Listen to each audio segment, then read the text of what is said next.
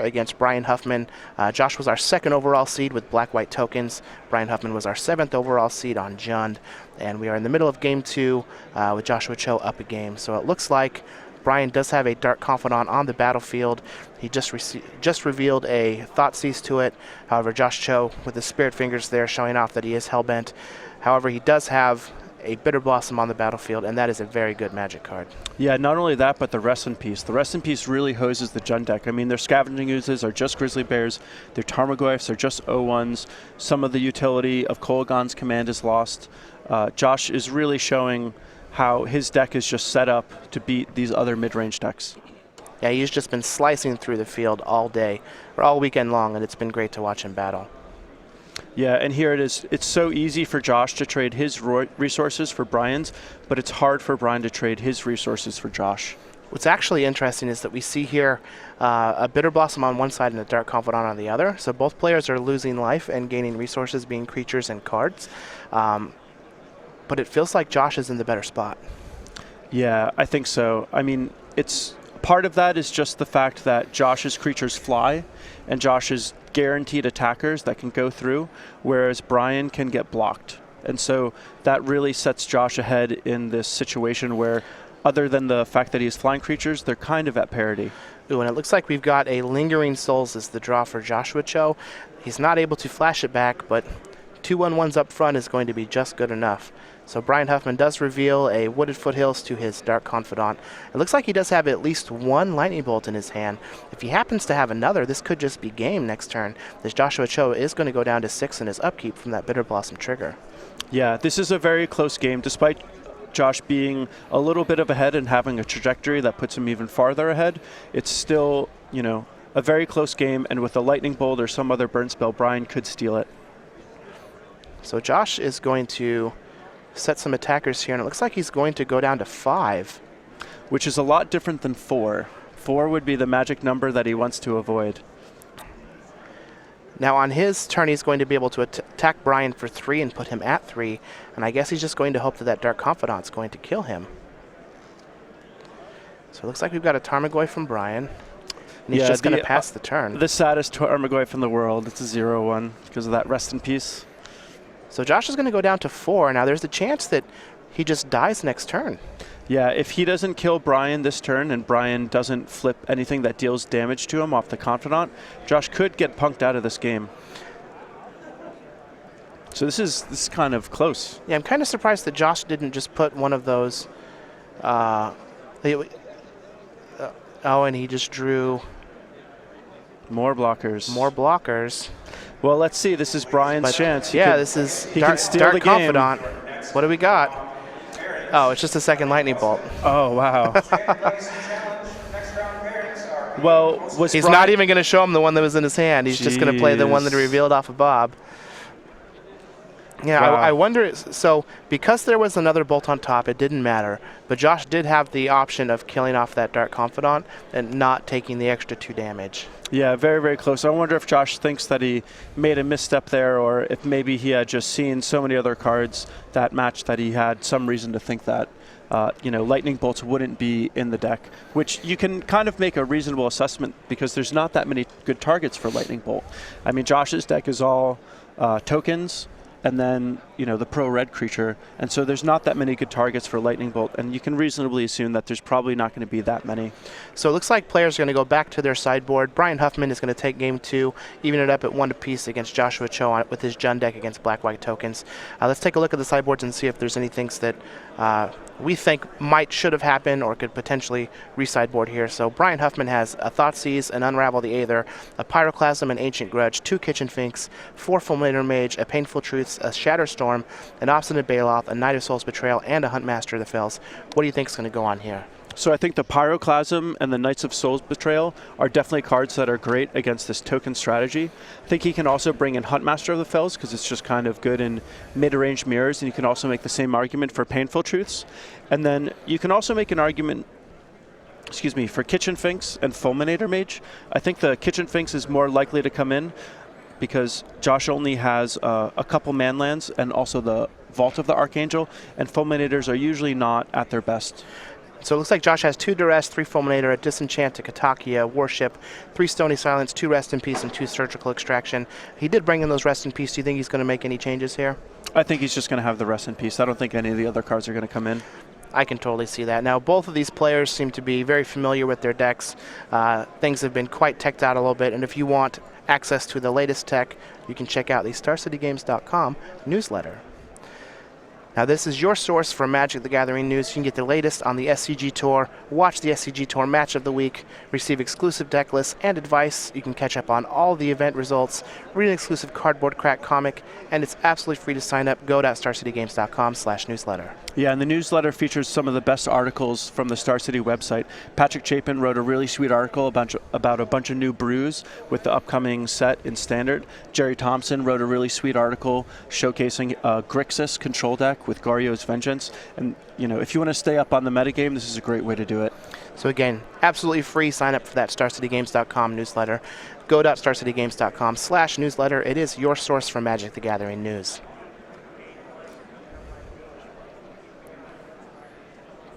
So it looks like our players are taking a quick bathroom break.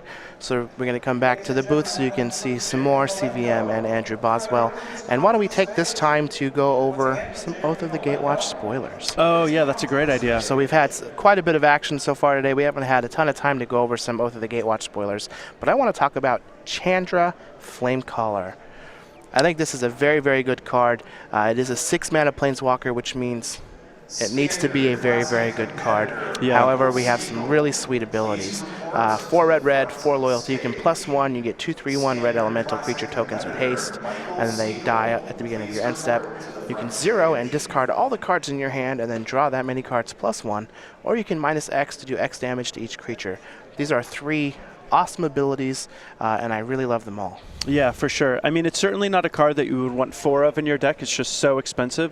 But if you want one really powerful curve topper, I think this is going to be one of the more powerful things you can do at 6 mana. I mean, being able to play it and essentially attack for 6 immediately, you know, can put a lot of pressure onto a lot of decks that are trying to be defensive. The 0 ability, I think, is really interesting because a lot of people would probably look at it and think, oh, this is kind of like drawing an extra card every turn. But the thing that's unique about it is, A, it'll fuel your delve, and the other thing too is if you have lands that are dead in your hand, you just get to cash them in for fresh draws. So it's a lot more than just drawing 1 card a turn. And then the -X ability, one of the hallmarks of having a good Planeswalker is a Planeswalker that can protect itself. And even if you're behind, you may be able to play this Chandra Flamecaller and stabilize. Yeah, as long as the creatures that are on the battlefield don't have 4 toughness or more, you'll be able to minus the Chandra and keep it around, which is really important. I do really love the 0. Actually, it's my favorite ability on this card. Yeah. But also the +1 is something that can just end the game if you play it on a stable board. Just over and over again, 6 damage is a lot of damage from a Planeswalker. Yeah, I mean, imagine being up against a control deck and them trying to deal with this. I mean, it'd be so hard. Yeah, good luck. Yeah. So it looks like our players are back, so let's go ahead and jump back to the feature match area. We have Joshua Cho on Black-White Tokens against Brian Huffman on Jund. Yeah, and it'll be interesting to see how things play out this time. I mean, Josh will be on the play. That's going to be really good for him. It's going to take away a lot of the initiative that Brian would have if he were to start with a Thoughtseize and a Tarmogoyf and start beating Josh down. Josh is going to be able to develop his board first, and he's going to be able to get a little bit more time and breathing room to develop his board, get all of his tokens big, and, you know, kind of pick Brian apart. Yeah, it's going to be interesting to see how this matchup plays out from the start. I have to imagine that something like Bitter Blossom is going to be a very good card against these Jund decks. Yeah, for sure. Bitter Blossom would definitely be one of the best ways that Josh could start the game. On the other side, one of Brian's best ways to start the game would probably be Dark Confidant. So again, those cards kind of mirror each other and are kind of the pivotal things for the opening turns. So it's like Josh is going to start out with just a tapped Godless Shrine, and Brian's going to have one of those discard cards that we talked about, Inquisition of Kozilek, off of his Blackleaf Cliffs. Yeah, and having a discard card in a matchup like this is a pretty interesting thing. It's something that I personally go back and forth on. On the one hand, having a discard card in your deck is a little rough because as the game drags out and you get into a top deck war, it's such a bad top deck. But on the other hand, sometimes it's just your only good way to deal with certain cards. If Brian wants to answer something like Spectral Procession, Inquisition of Kozilek really is his best way to do it. He has no other good way of one-for-oneing that card outside of Maelstrom Pulse. So it looks like Josh is going to reveal here a Path to Exile, a Lingering Souls, a Timely Reinforcements, a Bitter Blossom, a Ghost Quarter, and a Marsh Flat. So I have to imagine that unless Brian has something like Abrupt Decay, he's probably going to be taking that Bitter Blossom. And so since he's leaving it there, that probably telegraphs an Abrupt Decay in his hand. Yeah, I agree. I think it telegraphs an Abrupt Decay or a lot of pressure and burn where he would want to use Josh's life total against him. So Josh is going to go ahead and take his second turn here. I imagine he's going to play that Bitter Blossom. At the very least, it's going to make Brian Huffman use his Abrupt Decay, and that's going to free up his Intangible Virtues later in the game. Yeah, and this is really a big win for Brian Huffman. Not only is he killing one of Josh's best threats in the matchup, but also having that Bitter Blossom in the graveyard does so much to pump up Brian's Tarmogoyfs. So Brian is just shocked himself with an Overgrown Tomb, used an Abrupt Decay to take care of that Bitter Blossom and passed it back to Josh. He does have a Marsh Flats, so he is going to be able to cast his Lingering Souls and get some tokens. But if Brian happens to have something like Scavenging Ooze next turn and an extra green mana to eat this Lingering Souls, that could be real good for him. Yeah, for sure. And if he doesn't, these Lingering Souls are going to be hard to deal with. The Jund deck isn't really set up to deal with a lot of tokens. Some decks will play cards like Olivia Voldaren, Chandra Pyromaster, cards like that that can be helpful, but generally speaking, these token strategies are really hard for the Jund deck to deal with. So Josh has gone ahead and just cast his Lingering Souls, passed the turn back to Brian. Now it looks like he does have a Maelstrom Pulse in his hand, so he does have answers to these multiple tokens if it happens to get out of hand. You may actually see Josh play around the Maelstrom Pulse and not actually flash his Lingering Souls back until Brian has either used removal spells on the Lingering Souls tokens that are on the table or used that Maelstrom Pulse. Now Josh does have discard spells in his hand, which in situations like this could end up being very, very good. Looks like Brian is just going to go ahead and Inquisition Josh. He has two Path to Exiles and that Auriok Champion that we've seen that's so hard for some decks to get rid of. In fact, I don't think Brian has any way to get rid of Auriok Champion. Yeah, this is a really good Inquisition of Kozilek. In a lot of ways, this matchup plays like a traditional mid-range mirror where you don't want your discard spells, but in this case, the discard spells are the only way to deal with some of Josh's threats. So Brian's really hitting things exactly the way he wants to. I wonder if Josh brought in Warship since Brian just doesn't have any way to answer an Auriok Champion. Yeah, I'm not sure. That's a great point. So it looks like he's just going to take that Auriok Champion and pass it back to Josh Cho. And it looks like, unfortunately, the boss has missed one of his matches. Oh, no. Harlan Fear was able to take his match 2-0 against Cody Minix on Abzan. Wow, well, good for him. I think those sideboard cards that make his deck a little bit more mid-rangey than a lot of other twin decks are really paying off. Yeah, and there's a lot of mid-rangey decks in this top 8, so that's definitely going to help him out. Yeah. Unfortunately, if Josh Cho wins this match, he's going to have to play him again, and we all know how that went last time. Yes, we did. Well, I mean, at least it'll be a rematch, and someone's maybe will be able to enact revenge, which is always sweet. So it looks like Josh is just going to flash back his Lingering Souls. He's going to go ahead and attack with the two tokens that are able to attack and just pass the turn back to Brian. Now Brian is going to use his Bloodstained Mire to go ahead and get another land out of his deck. And let's see what he decides to do on his turn. He does have that Maelstrom Pulse, and it looks like a 4-for-1, but it's really just a 1-for-1. Yeah, for sure. And things are lining up a lot better than they usually do on Brian's side. Typically, you know, you've heard me say time and time again that these Jund decks usually have a hard time answering a token strategy, but Brian is doing really, really well. His removal is lining up just the way he wants it to. So he does have that Maelstrom Pulse. Looks like he's going to use it. Now Josh might just Path to Exile his own token here. Yeah, it seems like a really, really great good play. Plus, that's going to put him up to 4 mana, which is what he didn't have before. So if he draws something like Sorin Solemn Visitor or Gideon Ally of Zendikar, here he can just slam it on the table and go to town. Yeah, and you saw Brian kind of slam his fist on the table. I think he might have forgotten about that Path to Exile, or maybe not forgot about it, but just wasn't thinking of that line of play because he knew the Path to Exiles were there, and if he was thinking about it, I don't think he would have actually cast that Maelstrom Pulse. Yeah, so it looks like Josh is just going to find a basic swamp out of his deck. Brian's going to go ahead and cut his deck once he's done shuffling. And from the hand actions, it looks like Brian is maybe a little frustrated with himself, not realizing that line of play. Yeah. I mean, these tournaments are so long. They're so grueling. Oh, yeah. They're absolutely exhausting. anyone who tells you that they went through the whole day without making a mistake, they're just kidding themselves, basically. It happens to everyone occasionally. I agree. So Josh has gone ahead and drawn for his turn. He's going to attack for 3 with his Lingering Soul tokens, and he's going to play out an Auriok Champion that he just drew off the top. A really, really good top deck. And Josh's board is going to be really hard for Brian to deal with. Brian really wanted to have something like a Tarmogoyf for some other pressure earlier on, but he's just had a stream of answers, and he hasn't really had any card advantage to go with it either. So he's been doing a good job interacting, but without a source of card advantage or pressure, he's just treading water, and Josh is starting to get ahead. So there's an Inquisition, another Inquisition from Brian. Going to take a land from Josh's hand. Brian, it does look like he has a Pia and Kieran Nalaar in his hand, which could be really, really good at trying to shore this game up. Yeah, that is definitely one of the cards in Brian's deck that is equipped more than most to deal with these black-white token strategies, because it essentially is a token card on its own. So if Brian can hit his 4th land drop, that's certainly a card he'll be looking to play. So Josh is just going to go ahead and attack with his creatures here. Looks like Brian is thinking about whether or not he wants to use an Abrupt Decay on one of those Lingering Soul tokens. He decides not to. And Josh is just going to pass back. Brian really needs to find an untapped land so he can cast that Pia and Kieran, and he doesn't, but he just goes with a Kitchen Finks instead. So at least this Kitchen Finks will be able to hold the champion at bay. But last turn when we saw Brian debating casting an Abrupt Decay on just a single Lingering Souls token really highlights how Brian is just not actually equipped to control what Josh is doing.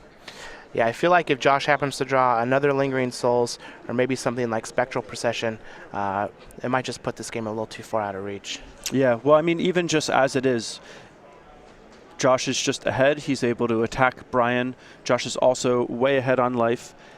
And Brian doesn't really have that great of attacks either. I mean, he can attack, but he's so behind on the race, it doesn't really get him anywhere. Yeah, and even if he were to try to build his board a little more, he's just going to be negating some of the attacks that he makes with that Auriok Champion being on the battlefield. And any token generator that Josh happens to draw is just going to solidify his board and even give him more life. It just makes the racing much harder. Yeah, and flying is such a good ability. It looks like Josh drew a Thoughtseize, which is going to take that Pia and Kieran Nalaar. And I think that's the Huntmaster of the spells that's all blacked out. Yeah. So that is going to be rough. Yeah. Flying is so good in a matchup like this. When everything is ground creatures, having a few creatures with flying is such a big asset, simply because if you do get into a board stall, it lets you continue attacking. And if you're in any kind of racing scenario, you can guarantee that some of your attackers will get through because they're flying, but you'll always be able to block your opponent's stuff on the ground. Yeah, I have to imagine that Josh is going to take that Pia and Kieran Nalaar, but he is going to take his time figuring it out and writing down all the cards. Yeah, given the nature of this matchup, I think Brian really wished that he had a bit more aggressive potential in this matchup. But as things played out, he just drew all of his answers and none of his threats until it was too late. So it looks like he did decide to take that Pia and Kieran. He's going to attack in for 3 with his Lingering Souls. And at this point, if both players draw absolutely nothing, Josh just has it in 3 more attacks. Yeah, Brian might be able to draw another Kitchen Finks. That'll buy him a little bit more time. He can cast this Huntmaster of the Fells to gain 2 life. The Huntmaster of the Fells, if he gets a chance to flip, it might even be able to whittle down some of these Lingering Souls, which would be the ideal scenario. So the Huntmaster is going to bring a wolf along with it, which is going to gain Joshua Cho 2 life, and then he's going to take 3 on the attack from the Kitchen Finks. Yeah, we'll see if Josh has an answer for this Huntmaster of the Fells. He may have another Path to Exile at some point. That would be a good way to deal with it. At the very least, Josh is going to be trying to cast 1 spell every turn so the Huntmaster doesn't flip. And cards like Lingering Souls are particularly good for that because it's 1 spell on 2 different turns. Oh, and it looks like he just drew an Intangible Virtue. Wow, well that's really great. Which is a very good draw here.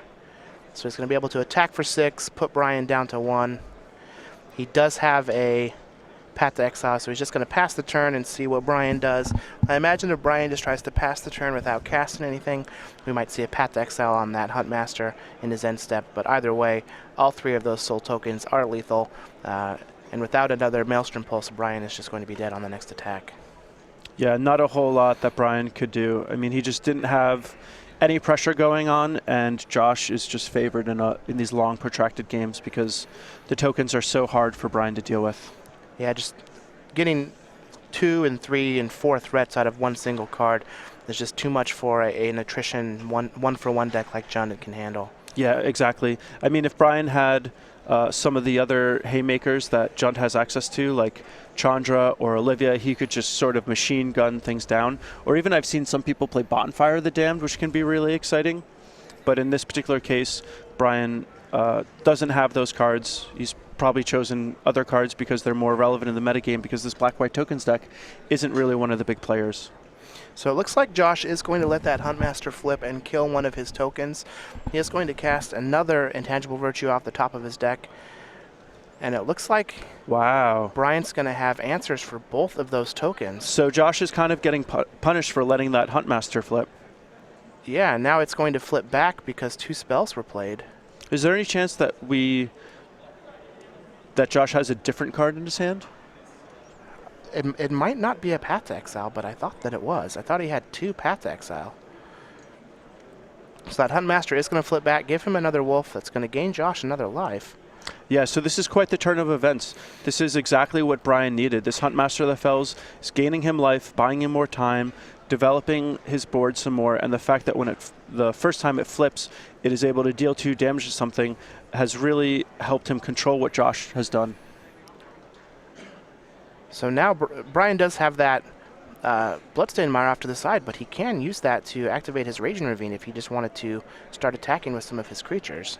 Yeah, I believe Josh actually has a Ghost Quarter. So there really is no value in activating the Raging Ravine. Yeah, he may not want to do that. But it's tapped. But the Ghost Quarter is tapped for sure. I have to imagine that Josh thought the game was just over there that turn. Yeah, this is quite the turnaround of events. I mean, I really thought that Josh also had the Path to Exile, so I did not see this coming. So it looks like Brian is going to go ahead and use that Bloodstained Mire. Hopefully he grabs a basic land so he doesn't just die. Yeah. That would be quite the anticlimactic finale. Yeah, so it's like we're just going to get a swamp. I imagine we're going to see this Raging Ravine get fired up. Not only is this going to put some pressure on Josh with the attackers, but it's also going to let that Huntmaster flip again. Yeah, it doesn't look like Brian's going to cast any spells. If Josh hasn't cast any on the previous turns, I don't think he's got one for this turn either. Yeah, so it looks like one of those wolves cannot attack. He's not going to fire up the Raging Ravine. We're going to see Josh is going to block the Huntmaster of the Fells with the Auric Champion. He's going to take 5 damage from the other attackers. And the champion has protection from red, so it's all fine.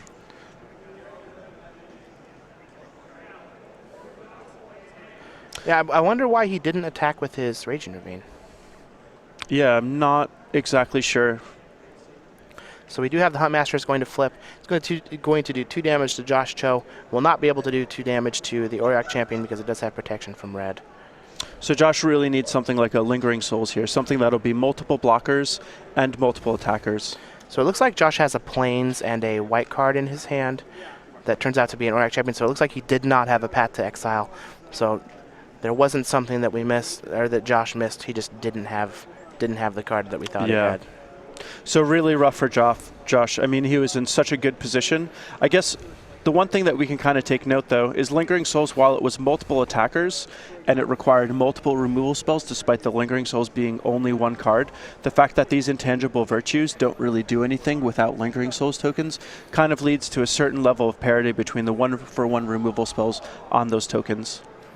So it looks like we're going to see the Raging Ravine get activated now, which really isn't going to do much since there is a Ghost Quarter that's there available. And we're going to see the Ghost Quarter get used.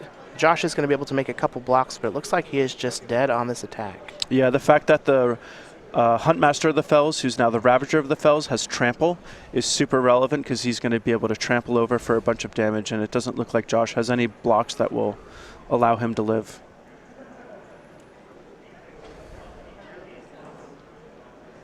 So if Brian doesn't specifically assign the trample damage onto Josh, that'll mean that Josh only takes 4 damage from the 2 wolves. That is correct. I wonder what they are discussing.